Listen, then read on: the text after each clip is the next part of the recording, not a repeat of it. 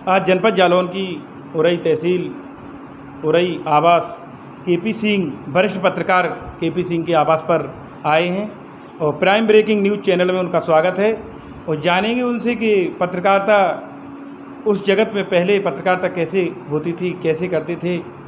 तो आज हमारे स्वागत है आपका। धन्यवाद। आप पत्रकारिता में कैसे उस समय कैसे पीरियड में कैसे पत्रकारिता करते थे, तो क्या बताएंगे आप फिर प्राइम ब्रेकिंग न्यूज़ चैनल के माध्यम से। पत्रकारिता के क्षेत्र में सक्रिय रहते हुए मुझे 46-47 साल हो गए।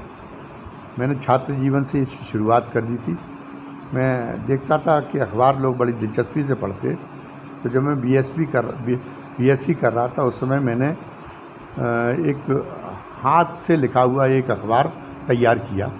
वो अखबार जब क्लास में मेरे में सर्कुलेट हुआ तो मेरे क्लास टीचर तक भी पहुंच गया अखबार, और उन्होंने पहले तो मुझे बड़ी फटकार लगाई, लेकिन वो अंदर से खुश थे। उन्होंने कहा नहीं, कुछ एक्स्ट्रा गतिविधियाँ पढ़ने के अलावा भी होनी चाहिए। तो उन्होंने कहा ये तुम बहुत अच्छा काम कर रहे हो, और उन्होंने कहा हर सप्ताह इस तरीके का अखबार निकालो और इसमें क्लास की पूरी गतिविधियाँ छात्रों की अपने जो सहपाठी हैं, टीचर्स हैं, उनके बारे में लिखा करो। तो इस तरीके से मेरी शुरुआत हुई और पत्रकारिता के प्रति मेरी अभिरुचि जागृत हुई। उसके बाद में मैंने अखबारों में जो समसामयिक घटना चक्र होता था, जो समसामयिक मुद्दे होते थे, उनको लेके अखबारों में लेख भेजना शुरू कर दिया। तो वो अखबार ग्वालियर के अखबारों में वो लेख मेरे छप जाया करते थे। इससे मैं और ज़्यादा उत्साहित हुआ।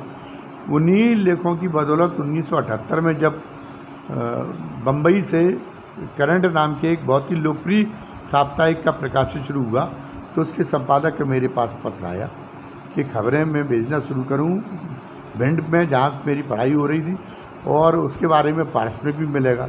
तो मेरी पहली खबर एक महिला डकैत के समर्पण के बारे में थी, जो 1978 में ही करंट के मिडिल पेज पर प्रकाशित हुई। उस खबर के लिए मुझे 15 रुपये पुरस्कार मिला, और सबसे बड़ी बात यह है कि उसकी वजह से मुझे वहाँ के एसपी और तमाम सारे पुलिस अधिकारियों ने मुझे बड़ा सराहा। तो मैंने कहा कि मैंने ये सोचा अपने मन में कि पत्रकारिता एक बहुत अच्छा माध्यम है समाज में सम्मान प्राप्त करने का, अधिकारियों के बीच पहचान बनाने का। तो मेरी पत्रकारिता के प्रति और भी मजबूती से आकृष्ट हो गया। उसके बाद में मेरा ये सफ़र आगे बढ़ता गया। इस दौरान मैंने कई पत्रिकाओं के लिए रिपोर्टिंग की, 10 दैनिक अखबारों का संपादन किया, साप्ताहिक अखबार भी प्रकाशित किए, पत्रिका भी निकाली। फिर हिंदुस्तान के सारे जो प्रमुख पत्रिका थे उनमें मैंने आलेख लिखे, जो राजनीतिक मुद्दे थे उनके ऊपर, और वो भी बहुत ही प्रमुखता के साथ प्रकाशित हुए। और मैं दैनिक जागरण का भी इस बीच में लंबे समय तक दैनिक जागरण से भी जुड़ा रहा। मुझे दैनिक जागरण से 2 बार सर्वश्रेष्ठ रिपोर्टिंग के लिए पुरस्कृत किया गया। तो इस तरीके से मेरे से आज भी ये सफ़र जारी है। तो आज हमारे वरिष्ठ पत्रकार केपी सिंह ने यह सब जानकारी दी है।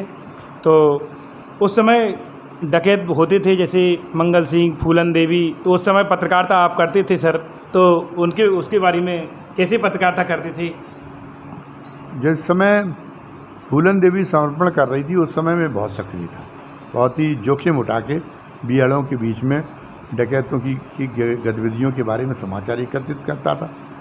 उसी दौरान फूलन देवी के समर्पण की भूमिका पुलिस ने तैयार की, लेकिन उस भूमिका से मुझे बड़ा ऐतराज़ था, क्योंकि नंबर 1 तो फूलन देवी मध्य प्रदेश के लिए कोई मुद्दा नहीं थी, उसका कोई वहाँ अपराध नहीं था, तो मध्य प्रदेश पुलिस दिलचस्पी क्यों लेना चाहती है, ये मेरे मन में एक सवाल था। दूसरा ये है कि जो समर्पण के लिए जो मध्यस्थ की भूमिका अदा कर रही थी, एक जो है पूर्व सैनिक था, उस पर आरोप ये था कि वो अपहरण भी कराता है उनसे, डकैतों से, उनको कारतूस और हथियार भी सप्लाई करता है।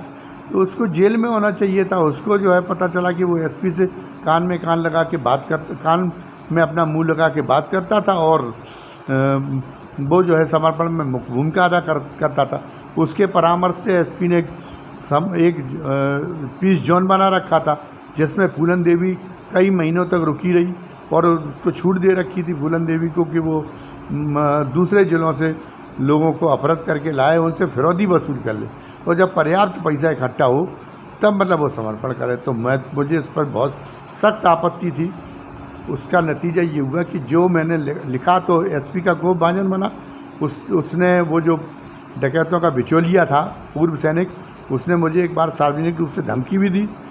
मेरा उससे काफ़ी वाद विवाद हुआ। फिर मैंने एसपी को चेताया कि अगर मुझे कुछ हो गया तो आपको इसकी जवाबदेही आपको झेलनी पड़ेगी। मैंने मुख्यमंत्री तक इसकी शिकायत भेजी। बहरहाल समर्पण हुआ और समर्पण के दिन जो मैं लगातार समर्पण के इस प्रक्रिया के विरोध में लिखता रहा था, उसकी वजह से इतना ज़बरदस्त जन विद्रोह हुआ कि समर्पण की खबर तो दब गई।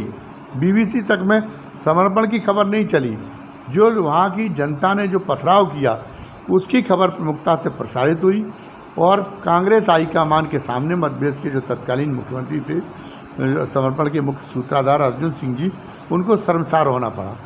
तो इस ढंग से जो है वो एक डकैतों के समय की जो पत्रकारिता जी उस समय चंबल के डकैतों की, जहाँ मैं उस समय पत्रकारिता कर रहा था, एक बहुत ही जोखिमपूर्ण पत्रकारिता थी, जहाँ डकैतों का भी गुस्सा झेलना पड़ रहा था और पुलिस का भी गुस्सा झेलना पड़ रहा था। तो आज हमारे साथ वरिष्ठ पत्रकार केपी सिंह थे। उन्होंने पूरी जानकारी दी है कैसी पत्रकारिता मैंने की है, बिगड़ में जाके और अधिकारियों से बैठ के बातचीत करके सब कुछ पत्रकारिता ऐसे की है।